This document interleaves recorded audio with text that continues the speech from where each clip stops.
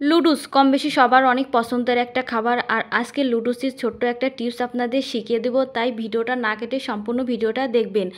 গরম পানিতে আমি 2টা লুডুস নিলাম। লুডুসটা দিয়ে ভালো করে একটু হালকা সিদ্ধ হয়ে গেলে এর মধ্যে আমি কিছুটা গাজর অ্যাড করব। আর গাজরটা দিয়ে পানির মধ্যে ভালো করে একটু মিশিয়ে নেব। নিয়ে 2-1 মিনিট মতন রেখে আমি লুডুসটা নামিয়ে নিব। এই পর্যায়ে আমি কড়াইতে তেল দিয়ে 2টা পেঁয়াজ, 2টা কাঁচামরিচ দিয়ে আমি ভালো করে একটু ভেজে নিব। পেঁয়াজটা এ পর্যায়ে ভাজা হয়ে গেলেই আমি আগে থেকে একটা টমেটোর অর্ধেক এটা আমি কেটে রেখে দিয়েছি, এটা আমি এর মধ্যে মিশিয়ে দিব। আর লুডুসের মধ্যে আপনার টমেটোর সসটা দিলেই অনেক মজা হয়। আমার টমেটোর সস নাই বলেই আমি সেক্ষেত্রে আমি এখানে টমেটোটা ইউজ করছি। আপনারা অবশ্যই সস থাকলে সস দিবেন।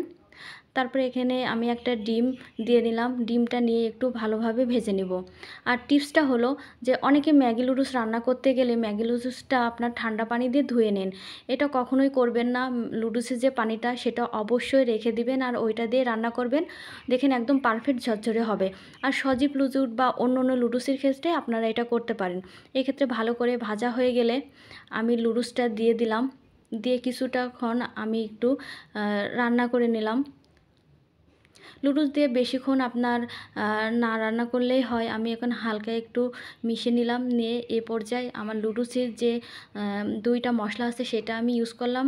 আর আমি এখানে লবণ বেশি একটা দেইনি, লুডুস সিদ্ধ করার সময় হালকা একটু লবণ দিয়েছি। আর যে মশলা, এই মশলায় অনেকটা লবণ অ্যাড করা থাকে, এই জন্যই মশলা দিলেই আপনার এটা হয়ে যায়। লবণ দিতে গেলে সেক্ষেত্রে আপনার একটু লবণটা বেশি করা হয়ে যায়, ম্যাগি লুডুস খাইতে বেশি একটা মজা লাগে না। এই যে অনেকেই ভাবেন যে মানে লুডুসের পানি ফেলে দিয়ে ঠান্ডা পানিতে ধুলে লুডুস ঝরঝরে হয় না। দেখুন আমার লুডুসটা কত সুন্দর ঝরঝরে এবং পারফেক্ট হয়েছে, কোথাও একটু আঠা লাগেনি। আর লুডুসটা খাইতেও অনেক মজা। এই পর্যায়ে সবাই ভালো থাকবেন, সুস্থ থাকবেন। আর আমার চ্যানেলটিকে অবশ্যই বেশি বেশি করে ফলো এবং শেয়ার করবেন। সবাই ভালো থাকবেন। Tata, bye bye.